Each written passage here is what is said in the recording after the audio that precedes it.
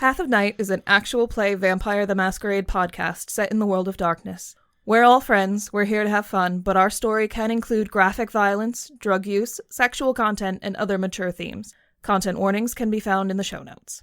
We've talked at our table about safety, comfort, and consent, both as players and storytellers. We know what to expect. We're all excited to be here, and we want you to feel the same. So listener discretion is advised. Now, let's walk the path of night.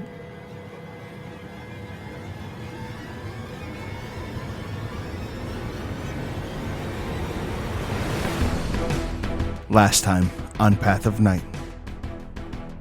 The Coterie sought Pendragon's aid in the battle against the Sabbat of New York. Prince Pendragon demanded the sanction of mass diablerie in the city. Miles agreed to the terms, and the Coterie grappled with what they had done. As Johnny prepared to help Kabir seek jealous revenge on Weathers, Wynn stalked off into the night.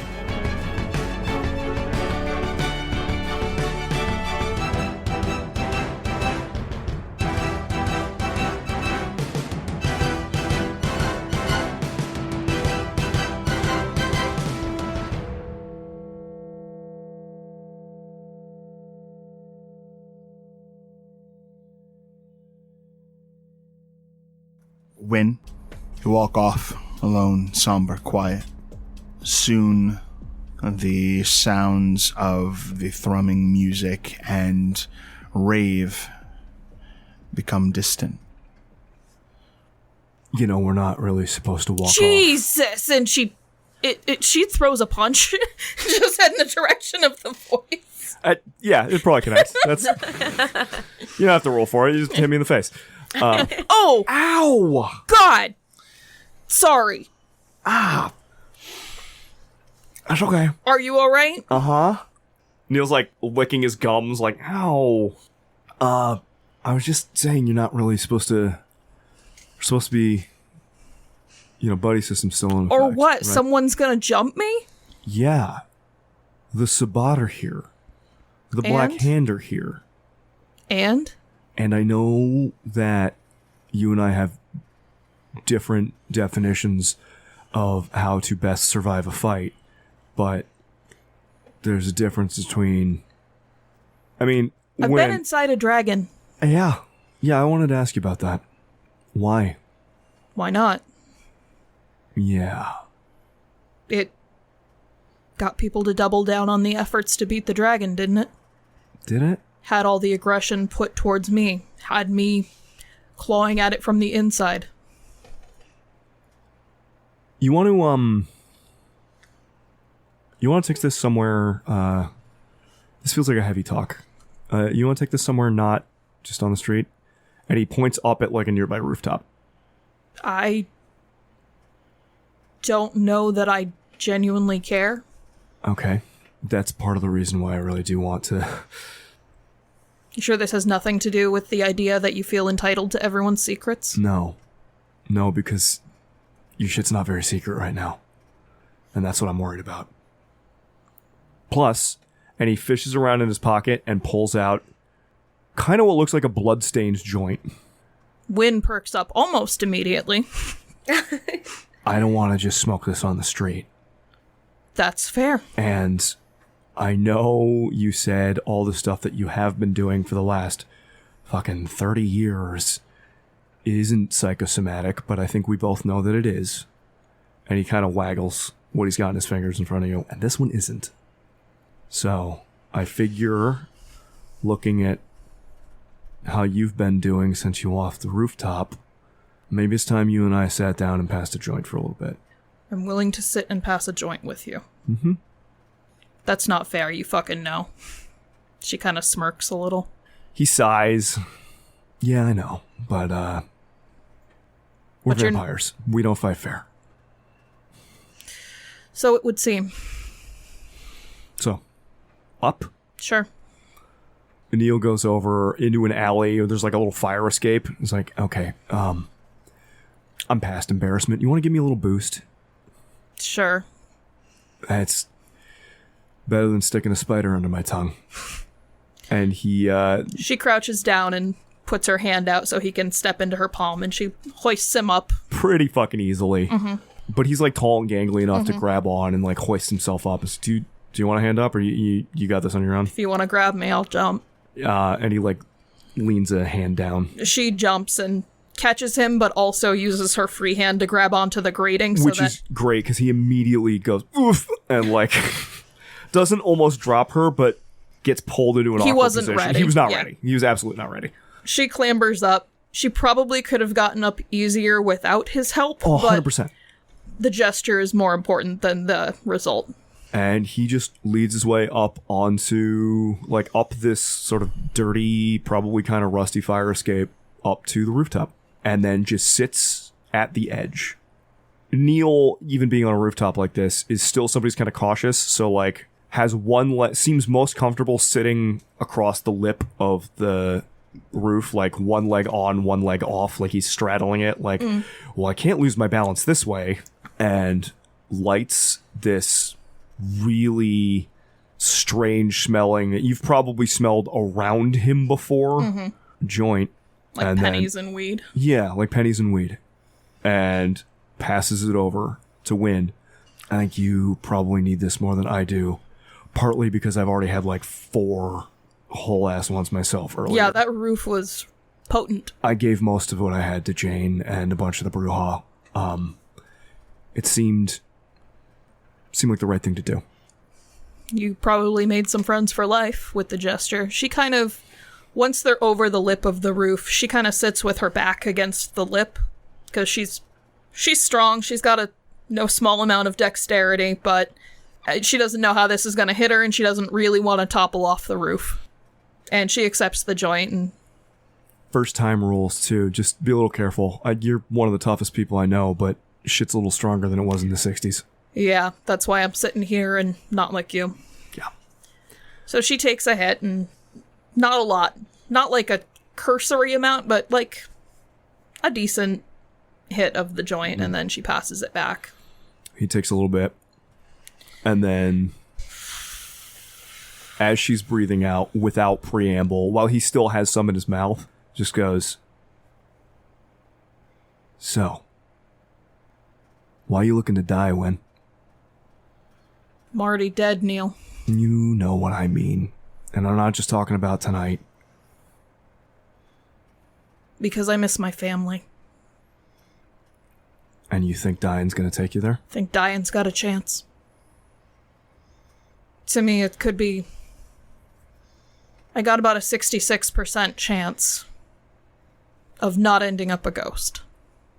That's, I'm curious about the numbers on that, but I don't think this is the right time to ask you about the numbers. So I'll just take you at your word and say, all right, you got a 1 in 3 chance of being a ghost. Right? That's what you said? I don't want to be a ghost. No. From everything you told me, that shit sucks. But either it's an end to everything, and I don't have to think about it anymore. Okay. Or I see my family again. Because they're not in the Shadowlands. And I'm tired of sacrificing more and more of what makes me me for the sake of just not dying. Yeah, it's funny. I was having some similar thoughts. I think we were arriving at different conclusions, but, okay, so what are my chances? Same as mine. What about Britta? Same. Okay. Because she probably has more of a chance of becoming a wraith for the time she spent there. No, I mean, if I had to guess, but following after you, what do you think our chances are when you go down, and then at least she and I follow you, probably Miles too, because that's the logic, right? When your family's gone, you go after them. I'm not going after them. This is a selfish act. This is for me. I understand. I need motions of the hand so that he has the joint back for a second. She had passed it to him. But Then he takes another big hit and passes it back to Wynn. So we're talking math. And I know it's different. I know circumstances are different. I know that your family loved you in a way that my family didn't love me. And But I was robbed of. I understand. I get it. I do. But I'm just thinking about this from my perspective, right? I was turned when I was, like 24. Mm-hmm. You and I were turned 2 weeks apart. I know you don't like to act like it sometimes, but I am the older one here. I lived longer as a mortal than you. Yeah, I know. So by that standard, I'm older. By like 2 years. At this point, that doesn't count. It sure does. If that 2 weeks counts, my 2 years counts. Touché. Very nicely done. What I'm saying is, I've known you for a long time. Longer than I knew Miles, longer than I knew Johnny. When you're my family, it's you. So if you go chasing after somebody else, selfishly, I gotta go chasing after you. Britta has no family except for us. So by the same logic, she's gotta chase after the two of us. Marco's not coming back, assured that Miles doesn't have a family, he's just got us. So he's gotta come chasing after us. I'm just wondering where the chain ends, that's all. Wherever you guys want it to end. I try really hard not to make choices for other people. It's too late for that. By my perspective, anyways. Because, like it or not, when you're my family, you're our family. So choices that impact you are choices you're making for the rest of us. No. A well-reasoned counterpoint. We all make choices based on what other people do, but at the end, we are still alone with our choices. You're right. At the end of the day, all we are is the choices that we make. And I chose to not frenzy on that roof full of people who had just condemned an entire city to die horribly. Not the whole city. Yeah, most of the city, Neil. What chance do you think the humans are going to have? What do you think? Against the rising of the dragon? None. None. Against the rising of the dragon. They didn't have a chance either way. And against the open warfare of vampires in the streets who run out of blood constantly. Even those who can only feed from other vampires can still get something from humans. Not after a certain point, no. At least not based on the things I've been So not reading. the worst of them. Not the oldest of them. Most of them are not the oldest of them. No, but they're being fed on anyways. Some of them.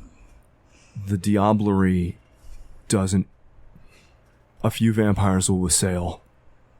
See, that's not the series of events that I see, the one that you're professing. What do you see? I see vampires feasting on each other. Some, by the way, not all. Some are going to follow that call, because some have been waiting their whole lives for an opportunity like this, an opportunity to make the choice to be a monster. And some of them are going to choose something different. They're going to choose not to. Do you think there's going to be anyone there who doesn't want that? Yeah, absolutely. Which ones? I have no idea. In the same way that I think that there are members of the Sabbat who probably struggle with it already. Well, we killed one of those, so... And the longer that I am here and making those compromises, the less a chance I have of even that slight chance of seeing my family again. I started making compromises when I agreed to work with the Giovanni. I made another compromise when I didn't just walk away from Miles. And I made another compromise tonight when I didn't voice my actual opinion. In front of Dark Selena? I don't give a shit. I know. What was she gonna do? Try and kill me? No, not try. She was going to kill you. So I face another dragon. What I worry about when you're throwing yourself at dragons, because you're looking for an out. I would love an out, Neil. And that's And people keep roping me back in, having me make more and more compromises, making me choose this realm rather than the hereafter. You know more about it than I do, the other side, but can I tell you what I've seen, what I think? I don't think I could stop you. So she takes the joint back and... I'm telling you right now because I feel like this is an honest conversation. You want me not to say something, I won't say it. She gives a look and motions for him to continue as she takes another puff. You didn't ask to get embraced. You didn't ask for any of this. And Wynn, for as long as I've known you, you have been stuck in that moment. And you are looking for an out. Because it's easier than healing. What is there to heal, Neil? There are holes in my heart that cannot be healed. I think that is presently true. Because you're living in that moment every day.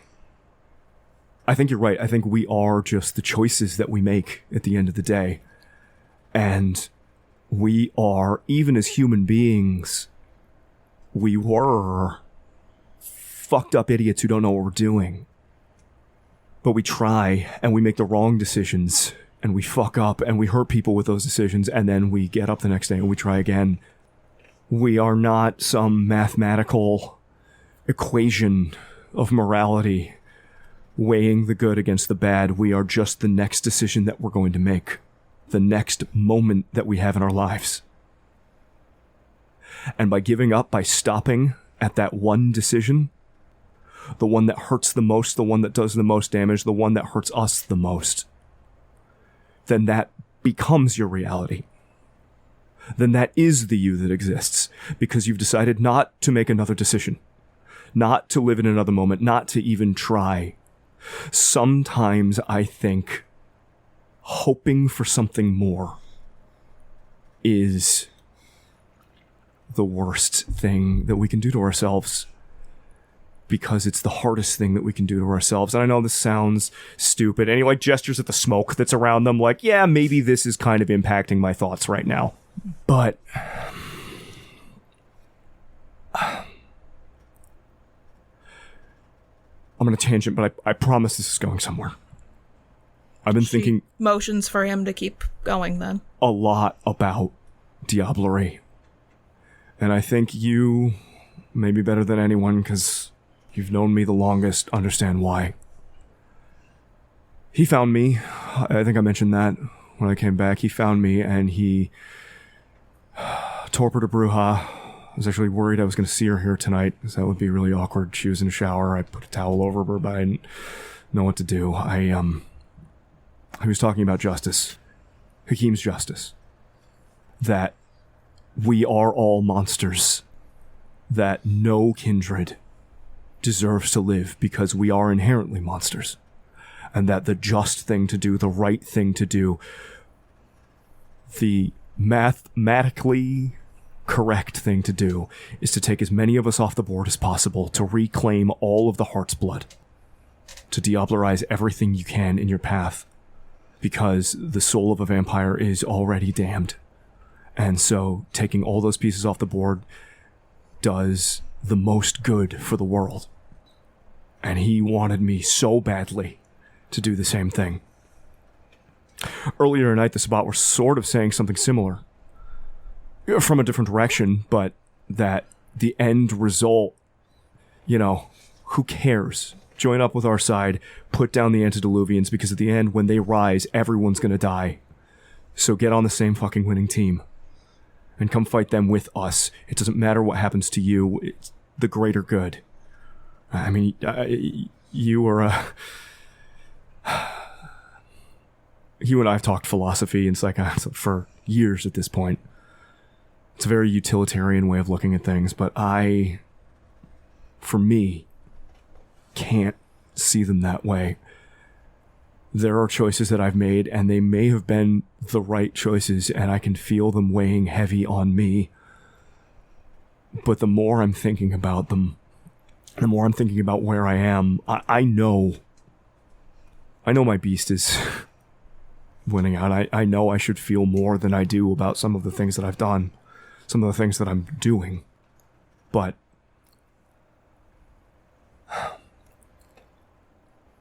I have to believe for me. And unfortunately for you, that means I have to believe for you, whether you like it or not, that we are more than what we have done. We are what we can still do. As far as the diablerie is concerned, the mass unleashing, we didn't do that. I don't know if you caught the windfall on that roof, but we didn't have a choice. That was something that was predetermined to happen. Pendragon came up on that roof with an idea in his head. We could have said no. And it wouldn't have done anything except get us He would have killed. done exactly what he wanted to do, regardless of our complacency in it. Which means Miles saying yes. That doesn't buy Pendragon anything. Miles can say yes and then go talk to Jan Peterson, and Jan Peterson can say, fuck that. I don't think he will. But Miles saying that is not necessarily even a Miles endorsement. It's just a decision that was made in the moment. I don't want to see the suffering that's going to be the unleashing of this. Unfortunately, I think we have to see it. And here's why I say that. That's why. Because Wynn, without us standing there, people like you and people like me going, no, there's another way, showing people there's another option. What do you think happens to somebody like Miles who's done it once and honestly I think regrets it? He can justify all he wants in his head, but you know him and I know him. Mm-hmm. What happens if our voices are not there? They weren't. Next time. We had a chance to say something, and I didn't. I fancied surviving, living another night. About the grand things. I'm not talking about global politics or the jihad or Pendragon. I'm talking about Miles. But it all starts. Or Britta. No, it doesn't. It starts in the individual level. Yeah, that's exactly it. And when we fail to uphold our integrity, that is when we stop surviving. That is when we become monsters. And you're the one who told me there's a way back from being a monster. So all that shit with your dad and with Claire and all of that, that didn't... Were you just bullshitting me to make me feel better? Or did you actually believe that when you said it? I still believe it. Then there's a way to come back from being a monster. No matter how bad the choices we've made are. You're the one who told me that there's a way back. So I'm here on this roof telling you that there's a way back. But not if you just stop. And I'm not talking about the rooftop even tonight, Wynn. I'm talking about all of it. From the very beginning. I know you're a gangrel. I know you and I have very different ideas on how to best survive a fight. I know you make jokes about putting me in a baby Bjorn because I disappear. That's not a joke. That's going to happen. Yeah, so we can talk about that in a little bit because that's, again, not actually helping me survive. It's helping you feel better about my survival. You're not hearing me. It's going to happen. Why? Because I can't let you wander down this same path. I'm not. Motherfucker, so you talked me out of wanting to greet the sun. That's what I'm getting at, you oblivious twit. There's a tiny quirk of a smile.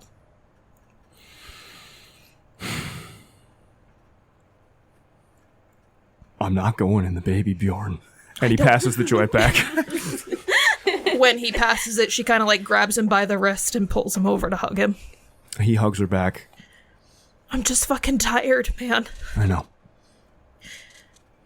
I want it to be done. I know. I'm tired of being the tough one. I know. It's okay not to be the tough one sometimes. Have you met you people? You need a tough one. Have you met you people? You need somebody to break I'm exhausting. You need someone to hug and cry on sometimes. That's why the baby Bjorn does double duty, man. You can just be there to hug. I know you're joking, but also it would get me killed. Let's not do that, okay? That's a bad... I don't know how some of the new stuff I can do works. It might not. We might have to experiment. Wynn, please don't do that. I'm just going to use your legs to kick people. He, hugs her really tight and is quiet for a long moment, letting her talk about stupid shit. I might go with a sling instead, because that's just a lot less difficult to do on the fly. It's just a one and done. Just put your butt right in it, and then we jump into the dragon's mouth together, and I keep you safe in there. Just super don't want to do that. See, this is what I'm talking about with to me, if you just don't get swallowed by a dragon because it can't find you, that's how about... Well, then you do the not finding us thing right when it's about to swallow us. Okay, right when it's about is a little... You know what? We can talk about this later. We can come up with the tactics later. Here's the deal. Where's the joint? He passes it back over. She takes another hit. How about you finish that one? I've had enough. Just the brouhaha bake. They cannot handle their shit. Are you shocked? Kinda. They're a bunch of warrior poets. They don't get stoned often enough. They're actually pretty chill. I know. I was a little surprised. The brouhaha are good folks when they're not being paid off by bad people. Everybody needs a cause. Here's... If it makes you feel any better. Oh boy. I've been doing a lot of reading. I don't talk about it a lot because we've been so busy recently, but... And he looks up because they're on the rooftop and he just points right at the red star. I'm not surprised you're tired, Wynn. I'm tired too. But I'm gonna keep walking. And I know you're gonna keep walking, and I need somebody around to keep me in check because I know I'm not in my right mind right now. I think you're closer than you think.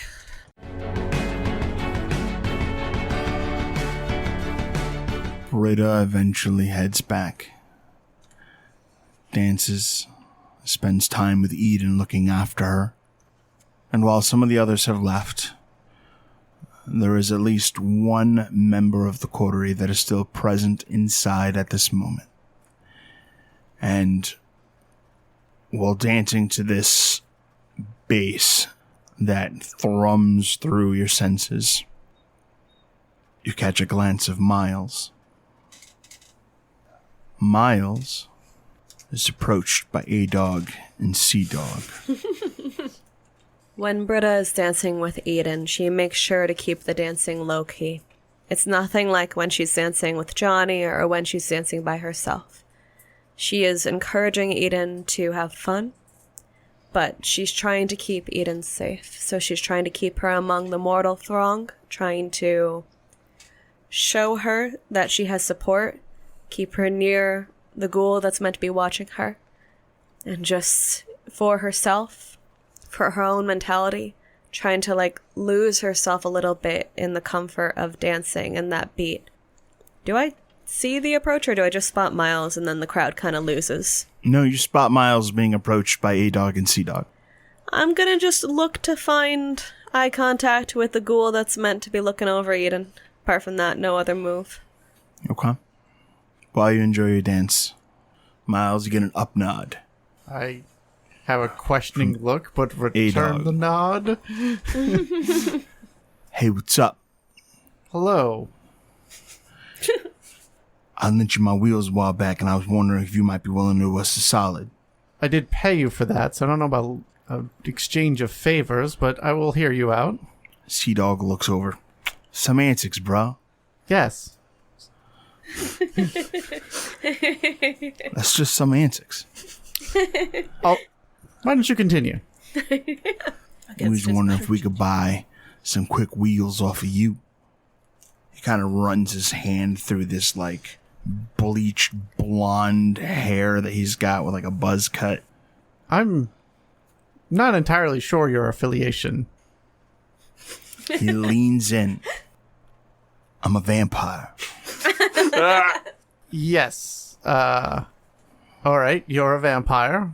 We're gonna need to transport somebody. Can't tell you who. I mean, it could get you a discount on your wheels if you tell me who. See that girl over there that kind of gesture to Eden?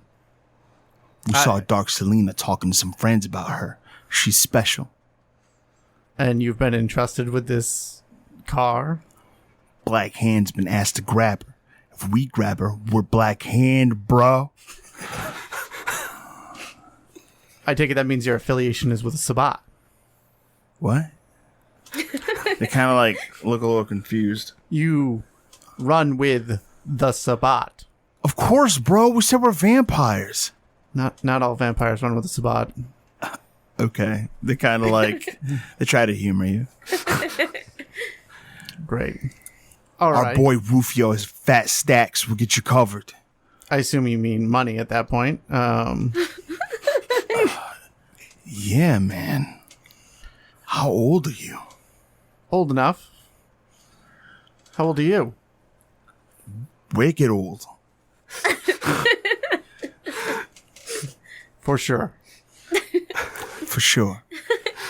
Is this the same Rufio I see walking around with that sword? Yeah, he has a sword. Okay. He's got like 10 of them. Miles is just so confused about either just trying to help them out because they'll be so easy to foil or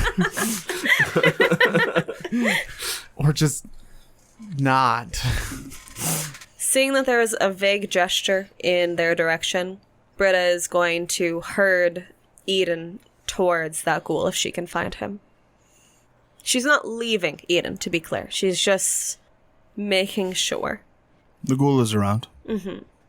And making sure that there's something to fall back on should there start to need to be a reason to take action. She gets back into eyeline. She wants to keep Eden at a reasonable distance from this, but she wants to maybe get a little bit closer so that she might be able to hear Miles if he calls for her. Miles definitely looks not threatened at all. Mostly incredulous. Okay, I guess you could bring Rufio over here and we can discuss the sale of a vehicle. Hold up, they just looked at us. They lean in like real close, trying to like block Britta's view of you. That girl's like 100 pounds. I'm gonna punch the shit out of her and we're gonna take her. Meet us in the alley. We'll go over payment. Rufio can't come in right now. He's working on some stuff. I will meet you in the alley. He stares at you with these like kind of like soft blue eyes. And he leans in close, so close that like his stubble on his face almost scratches against your cheek. And he whispers to you, and then they start making a move towards Britta. They're gonna take her now? You have misunderstood, or As you ponder this, they look at you and like gesture as though they're like punching their hands into their palms, like pretty much confirming right fucking now. underestimated how stupid these men are. Without any context, all I see is them turn towards me, start approaching, turn back, and make punching motions. Well, they put their backs to you. Okay, so I don't see that. Let's make... Yeah, it's actually very clever. yeah, for sure. The subterfuge. Please remind me, are they mostly shirtless, if I remember correctly, or is that just Rufio? They actually have a lot of shirt. Okay, right they now. have a lot of They're shirt. wearing Got it. these huge fucking jerseys. Right. So while looking at one, I'm going to pat the one I kind of remember being the lesser of the two on the face and say go as I tell him to go. Oh, are you using dominate? I am using dominate. Oh, that's right. You have that elder touch dominate. Yes. So you put your hand on his cheek? I'm patting him like a little... You're slapping him in the face. Basically. Yeah, a light slap to Yeah, his face yeah. and Like- go, okay. I would have clapped him on the shoulder, but they wore too many shirts. What is their willpower? 3. Cool. Total. Combined. Thanks. 2 successes. Okay. And he just heads out. And then I look at the other one and like, So, just before we get started, I really want you to tune in to what I'm saying here. Just move right in here and listen. It's like, what? He starts walking back to you. Yeah, I've got a really good plan for you. I just need you to really, listen to me and just get closer. He listens, but, he doesn't look like a good listener. That's fine. I'm going to then mesmerize him. Okay. Also a 3? 3. Got it. That's better. That'll be 6 successes. What do you tell him? All right, one of the 2 dogs. All right, dog. When we finish this conversation, and I will let you know, you are to leave this party, find a vehicle far away from this party, and then whenever you get information from your superiors, you are to text this number when you are alone. He gives an understanding nod. Now I'm going to mind wipe this memory from him. And then I will end the conversation. Target's current willpower points. 3. Just checking. 5 successes. May reconstruct entire periods of subject's life. Well, that's certainly enough. I remove this part of the conversation where I've dominated him and his friend, and he's come up with the idea to go steal a car because they'll totally not get caught. Does he still know who Eden is? I don't think I'm going to be able to change that information. They're going to give it back to him. He accepts all of the dominates. He says to you, I'm going to steal the best SUV I can find. And then he slips out. Seeing that he has disappeared, Britta approaches Miles, kind of watching the exit, and says, Actually, Miles is moving towards you at the same time. They meet in the middle. Sorry, their kind of boss or something was giving me trouble earlier, but I don't know if I caused that. Was their boss the one with the maul katana? Rufio? Yeah, yep. Okay. Well, they've been dealt with, but they were planning on kidnapping Eden. Okay, that must mean more people than just them, right? Well, apparently Dark Selena was talking to some sort of black hand about her. Oh no. Okay, So... yeah, we need to get her safely out of here. I mean... Britta kind of moves the conversation over if Miles will follow her towards Eden. Yeah. We'll signal the ghoul and we'll go up towards the VIP lounge because we have less people to access up there. Eden jumps out of the throng of people and starts dancing with Miles. I mean, this is about as safe as going to be anyway, so that's fine. As long as we both keep an eye on her, it's okay. Britta, partially, it becomes clear that he just doesn't think that anybody else could take her away from here and also keep her safe. Britta's mind just kind of reboots. There's not she sees Eden and the joy that she's able to inject in this awful situation, and for everything that Britta is feeling, she can't really deny Eden that urge. It's basically the same urge that she has. So she sees Eden choose to dance with Miles, and yeah, just it is effectively like a reboot, and a kind of strangled smile comes out. She doesn't mean it. It's rough. And she looks at Miles and sees that he's accepting of the situation. He gives her a nod and just this is what we do. Let's go. Come on. Keep moving forward. Britta tries to think of a good response, but she kind of just giggles. She doesn't really know what to do with this information other than to take a step towards Miles and without words ask to join in the dance. He makes room, and so it'll be Trinity. There's still the trace of that panic that's threatening to come up, but this seems as good a solution as any.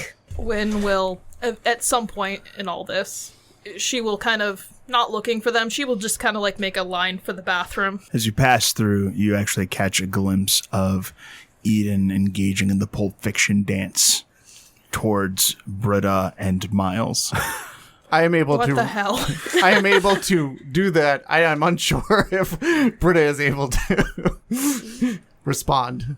She's kind of aware of what's going on, but she's not looking to interact at the moment. She is looking to clean her shit up. Yeah, you're not gonna get pulled from your objective.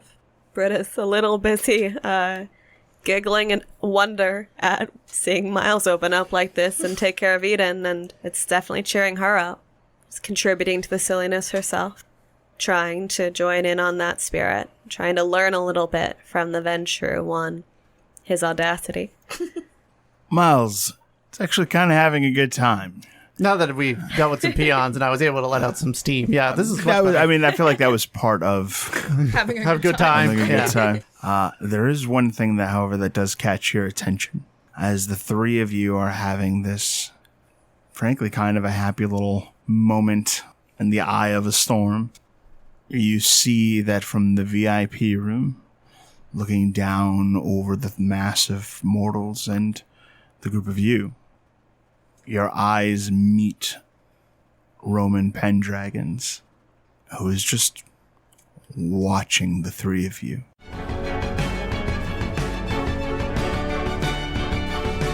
I kind of positioned a little bit away, and I was like, okay, don't look up a Pendragon staring directly at us. Pay no attention to the man behind the curtain. What happens to Britta's face? Because we have to describe what just happened. I don't know. What is that expression? Can you help? Blanching.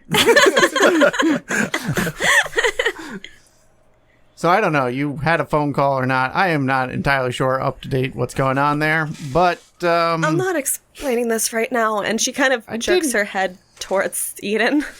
And Britta's no longer, after having blanched, nearly able. I mean, she's trying to keep her back to the direction that you said, but the silliness is not great.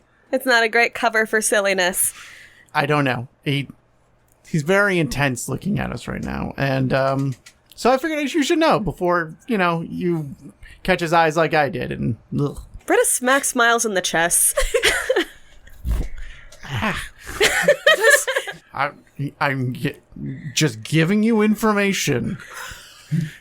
Do you need help? Do you want to just stay here? But he is just boring a hole into the back of my head currently.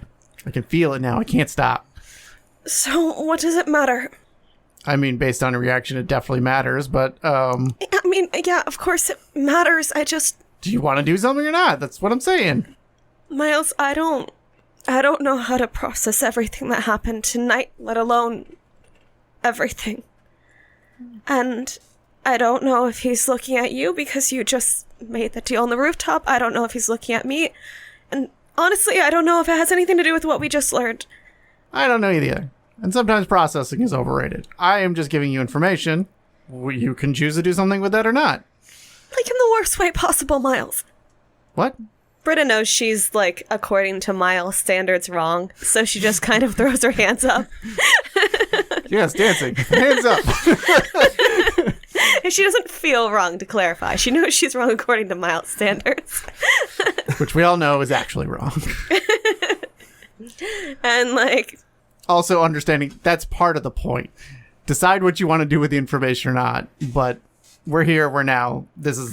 You're going to see him sooner or later. Senor Intense Gaze. Can we, like... What's the trajectory? Can we, like, move out of line of sight, or... He's in the VIP lounge. That would be no. Oh my god, okay. The only other thing I could do is we could be more of a spectacle. What do you mean? Yeah, we could turn this dance up a little bit here and see if we can't get more people watching us. Then it won't be any different. I'm a little worried about Eden for that. Well, we're not letting She you. kind of gives a look. I know how to dance. No, you're doing really well. Don't worry. I can help. Thanks. No problem. It's nothing to do about you dancing. I just want to make sure you're safe.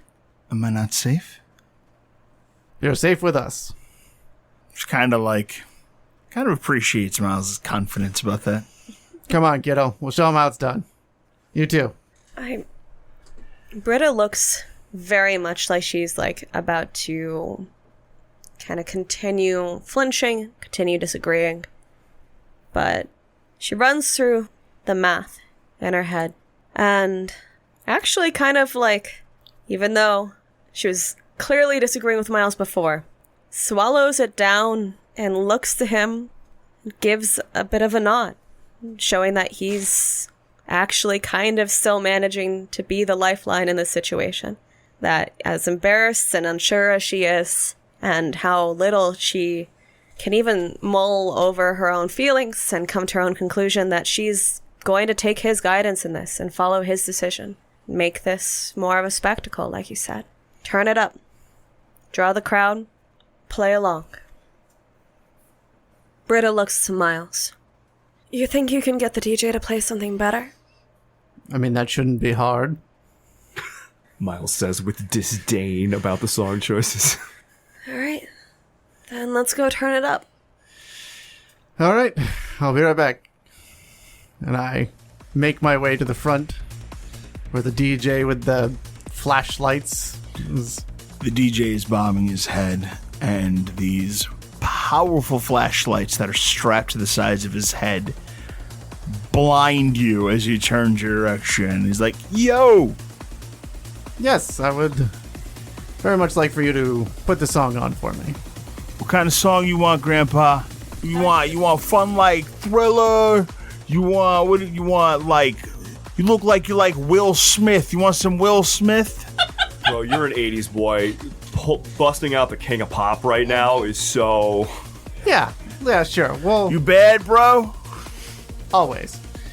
Why don't you put on Thriller? I have some guests, and it sounds like a fun time. So yeah? Yeah. Would you like some money with that, too? Yeah, he Yeah. can barely hear you. I get really close with, and I pull like $1,000 out. I don't know. Pocket money. Walking around. Miles spending $1,000 to be like, I'm next on the playlist, right, motherfucker, is so... I get real close, like, Thriller, Michael Jackson, yes? Yeah. Why was that a question? It was kind of my idea, but all right. Now it's my idea, thank you. Okay. He agrees, accepts $1,000. Might get down. Once the music starts to transition, theoretically the DJ probably only waits a little while. There's a scratch on the board. And some dramatic ass Michael Jackson music starts to play. Miles' idea causes Britta to crack a smile. That's right. And she tries to keep Miles' energy and his pomp and circumstance in mind. Audacity is fine. No, I'm going to keep on putting variations on it. Thank you, though. And she decides to launch herself into the dancing with flair, both to take her mind off of the situation, take her mind off of what to do about Roman Pendragon, to try to keep Eden's spirits up, to welcome Miles back in. She tries to catch eyes with Wynn from across the room, pull her back in, if she's visible. Wynn is probably just coming out of the bathroom. She notices Miles having a moment with the DJ and senses some fuckery may be about. So she kind of looks to find any one of the coterie she can find. Eyes fall on Britta, eyebrow quirks up. Like, what we doing? Well, Britta is looking to see who else she can pull. She's looking for coterie, she's looking for friends. Regardless, she is just, as a toreador, as a dancer, as someone who is in above her head but can connect to the music, to the things around her that can give her beauty, give her joy.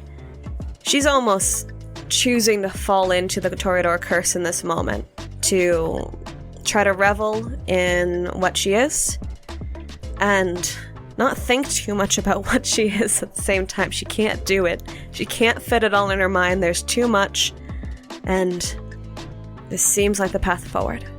Miles matches her for flair while also helping Eden out where she needs it occasionally. I just don't think she has quite the same experience. Eden is pretty much like, what is this song? She has no idea. Right. Teach me the old ways. So I boost her performance essentially by occasionally like a little bit of guidance here and there, little subtle stuff, while at the same time coming back and matching flair with Britta. That's difficult to do. Are you getting competitive? Sometimes. It's a Dex little bit perf- harder when I'm trying to do two things at the same Dance time. off. Dex performance. You gotta be competitive, buddy. Dance battle, bro. Yes, PvP. I'm spending blood then. On what? Dexterity. Miles can pump his shit to 7. Not a problem. Remember, you do add your celerity rating to this roll. Yeah, that's my biggest issue. Hence, I was like, I'm going to need that. I like this started as a joke, and now you're like, I'm going to spend fucking, 8 blood. Fuck you. Dexterity, performance. Rebecca, you need help with that dice pool? She doesn't have big I don't hands. know that I should spend willpower on this. I did not. Did That's you? not what you meant. Okay.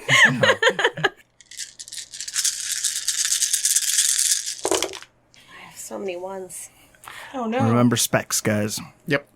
My spec in performance is singing. It's not relevant for the Your moment. dexterity spec will probably come in. Graceful will, yeah, Yeah. that'll do it. There's a clap. Miles, can you use big hands? There's a clap as one of the steps. I think I'm okay on my dex spec. Did you actually pump your dex up? Yeah. To what? 8. God. So you just pumped it extra for the round? Pretty much. God. 4 successes. I got 10 successes. Wow. Miles is a child of the 80s. As though you have awakened a sleeping dragon. You find that Miles is an impeccable dancer. And then Eden kind of starts to fade away. And the crowd starts to fade away. And all you see is Miles dancing. Oh, God. Damn it. And you begin to stop dancing.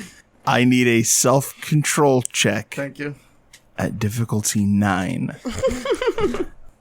Did you Spend a fail? willpower. That is a botch. Oh, God. I'm not making this shit up. I see it. That's 2 ones. Miles, you come to realize something has gone terribly wrong. In your perfect plan. You used too much blood, augmented yourself too much, and now the Toreador is It was lost. 2 dice. You bumped your dexterity to 2 what? dice. To 8, you said? What's your celerity? I have 5 celerity. I'm Yeah, a so that puts you in a Toreador. dex pen. Same dex pool. Okay. right, so- We're not arguing this. You fucked up. Fix it. I did not. She didn't do it good enough. Can I roll to notice this is happening? This is all happening right in front of you. Okay, so Wynn, recognizing that Britta has become hypnotized by Miles's sick moves, and I mean it's flawless, Wynn kind of hooks her finger inside her own mouth like she's a fish being drawn in by Britta's hook, and stops and does gills. She's just dancing over to her, trying to be surreptitious about the whole thing. That's not surreptitious, but go for it. You're doing the fishing move in the middle of Thriller to be like, no one will notice this. Wynn subtly approaches Britta. If someone has noticed you, they're not looking. No. And she will kind of gently take Britta's hands and kind of gently move them back and forth like they're just dancing further away from the crowd. I think if you just take her out of sight, take my mesmerizing dance performance, just get her sight line a little out of it, you should be okay. That's You should be the goal. That's the goal. I don't want to. Do a little twirl. This is about you, Miles. This is your moment. So This is my moment. One way to solve the problem of who's looking at who. along the way, she will take Eden's hand and they will dance with Britta a little bit further away, and they will just kind of middle school girl dance in the By crowd. the time Britta comes out of it, there's lots of people at this point clapping and impressed by the group's dancing. Of course, Miles is very much stand out. I give them a proper bow. Big dude is clapping. You recognize him to be Tiny the bouncer. And Tiny's like, that was corny. But damn, that was pretty good. Thank you, sir. That was pretty good. That was pretty good. And you seem to, at least in the moment, won the approval of the Bruja. Excellent. I only had to mesmerize my own coterie. When you look back towards the VIP area, I don't. I was talking to Tim, I knew. When you look back to the VIP area, Roman is gone. Path of Night is a Vampire the Masquerade podcast set in the world of darkness. Britta Ashcroft the Toreador was played by Rebecca Steigelfest. Johnny Saxon the Bruja was played by Garrett Gabbey.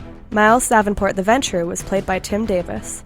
Neil Foster the Malkavian was played by Rob Muirhead. Wynn Cabot the Gangrel was played by Erika Webb. Your storyteller was Lex Lopez. Recording by Rebecca Steigelfest.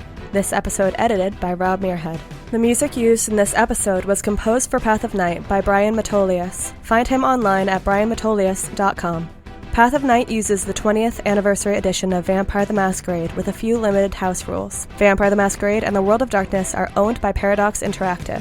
Make sure to subscribe to us on Spotify, Apple Podcasts, or wherever you get your podcasts. We can be found on YouTube at youtube.com/@pathofnight. You can help support the show on coffee.com/pathofnight. Find us on twitter.com/pathofnightpod, on facebook.com/pathofnightpodcasts, or email us at pathofnightpodcasts@gmail.com. See you next time, Kindred.